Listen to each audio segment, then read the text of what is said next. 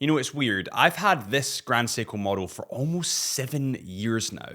Almost 7 years. It was released in 2018. I was like 19 when I got this watch, which is just absolutely crazy. This is the American exclusive, the SBGH347. And that's been 7 years of amazing memories, 7 years of epic adventures, and 7 years of just so much love for this watch. But there does come a point in every collector's journey, and I'm sure you guys have experienced this as well, when they get what I like to call the itch. Their eyes start to wander, you start to look out with the scope of just your watch to see what else is out there, to see what's available. And the itch then led me to this model that's in my hand at the moment. The new Grand Seiko Icefall. And I think we need to talk about this watch because, sweet mother of God.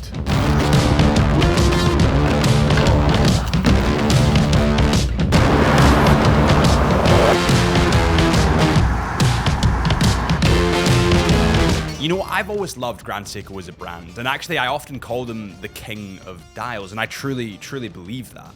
I love the way that their dials reflect a landscape, reflect a piece of the world. There's authenticity in that. There's a realness to it. As I've got more into my watch collecting journey, I've always had a dream of catching a bucket shot and telling a story through a photograph.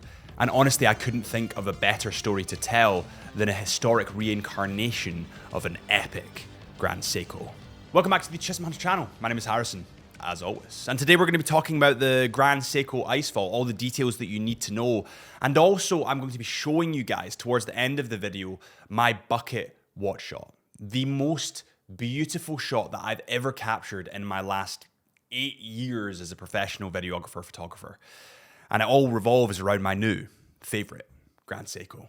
So Grand Seiko are in the 20th anniversary of their spring drive caliber this year. And I love the spring drive caliber. The American exclusive, the OG, the GOAT, has the spring drive caliber. But there is a movement that's just as significant as that movement that people don't talk about as much. The 9S series, which is all about the mechanical calibers. This series was first presented in 1998 and is still the cornerstone of the collection. In 1998, the caliber 9S made its way into a 37mm watch that actually carries a lot of the same DNA, the same history and look and feel, although this has been upgraded, to the Icefall. The Grand Seiko Icefall SBGH347 is a reincarnation of the watch presented already roughly a quarter of a century ago.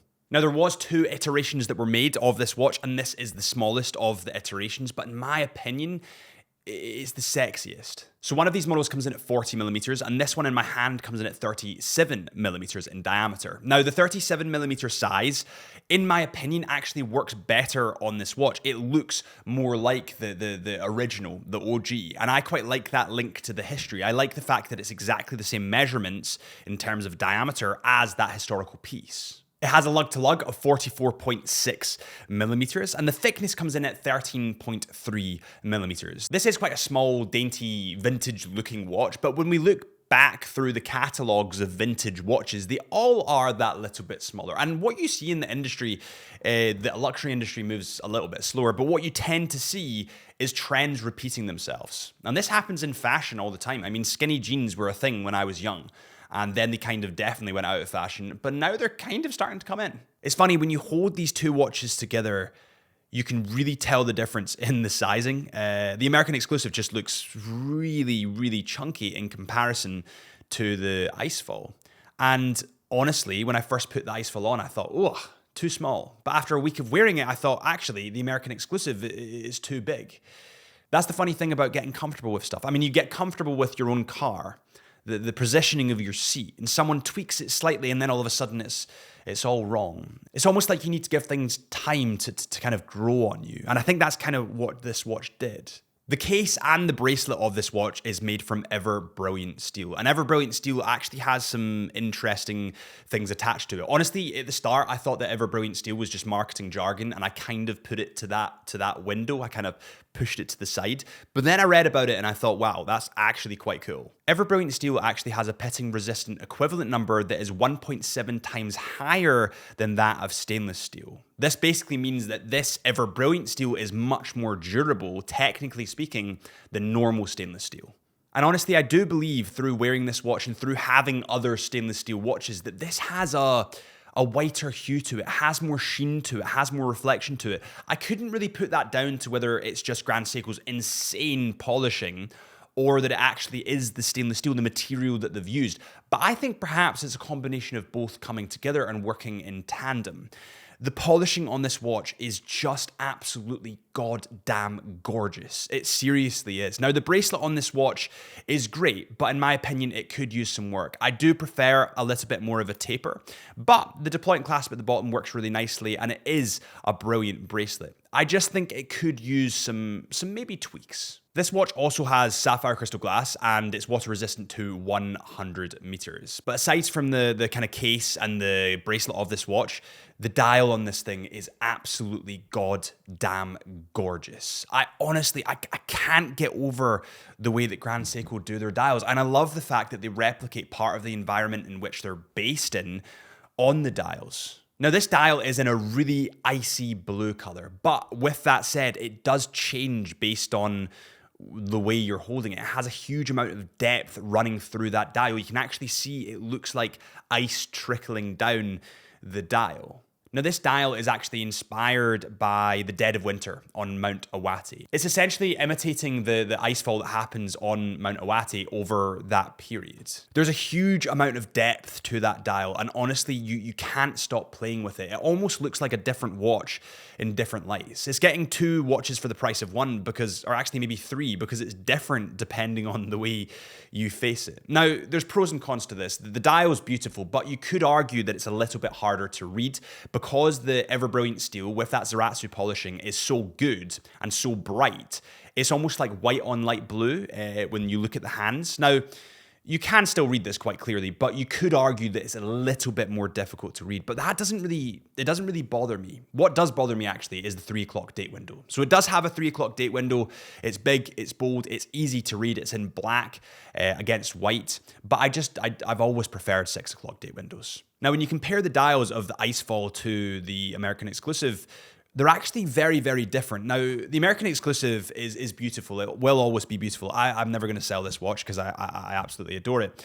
But it's got darker shades of blue. It looks like a different animal in different lights. Whereas I feel like the Icefall remains its own personality, but changes personality slightly. Whereas the American exclusive just kind of, it totally changes person. It's like Jekyll and Hyde. When we flip this watch round, you can see that it has an open case back, and you can see that automatic rotor spinning round in the back. And I love seeing into the beating heart of my watches. You guys already know this. So let's talk about the movement a little bit on this watch. This movement is the caliber 9S85, which is a fully automatic movement. That's why you can see that rotor in the back there. And it has approximately 55 hours of power. It's also accurate to +5 to -3 seconds per day.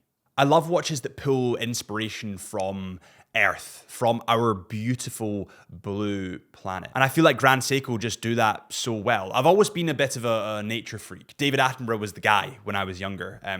My dad wouldn't let me watch stuff that wasn't educational, so I'd always watch David Attenborough. And actually, I thank him for that now, because I love that kind of stuff. I love incorporating real things into watches, things that hold value to us through life. And now I'll tell you guys the story about how I got this bucket shot in Iceland.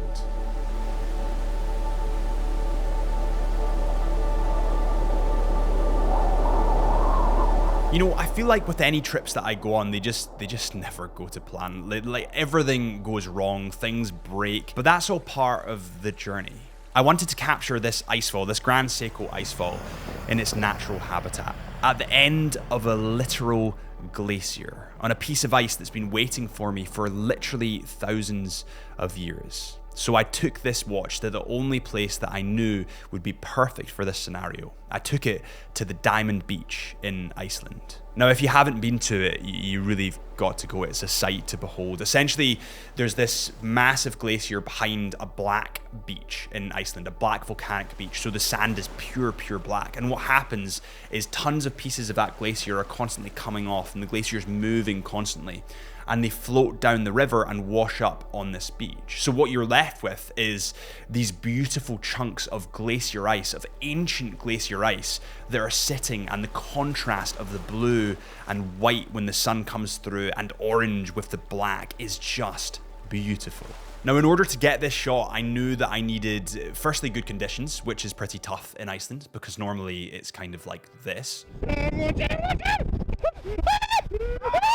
And secondly, I needed a couple of nerdy camera bits and bobs. I needed a really good ND filter, but not just an ND filter, I needed a Pro Mist ND filter. I wanted to kind of blur the lines a little bit between the blacks and the whites, and also accentuate the orange colors that would come through at sunset. So I needed to hit the perfect time, because I needed it to be sunset. I needed to get the perfect weather, and I also needed the perfect equipment. The thing about golden hour, or golden light, especially when it hits ice, it just explodes with color. Honestly, it's the most beautiful thing I've ever seen. So with that in mind, I arrived at the perfect time with the perfect weather and with all the perfect equipment. I took the watch off and basically set it up on a piece of glacier ice. I really carefully balanced it on that perfect piece, just so the face was reflecting a tiny bit of the light, but not enough to totally overpower the dial.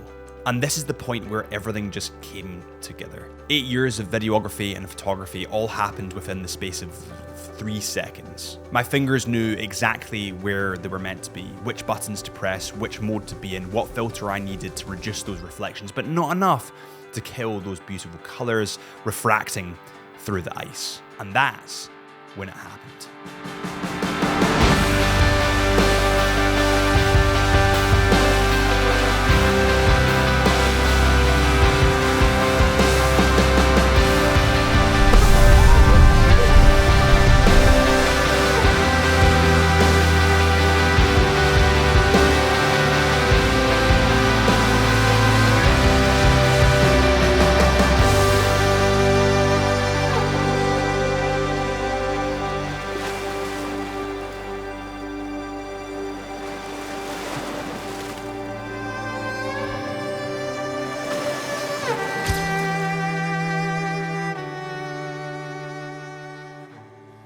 You know, there's no denying that this photo up on the wall looks 10 times better. I could not be happier with it. I always try and connect a memory to my photos.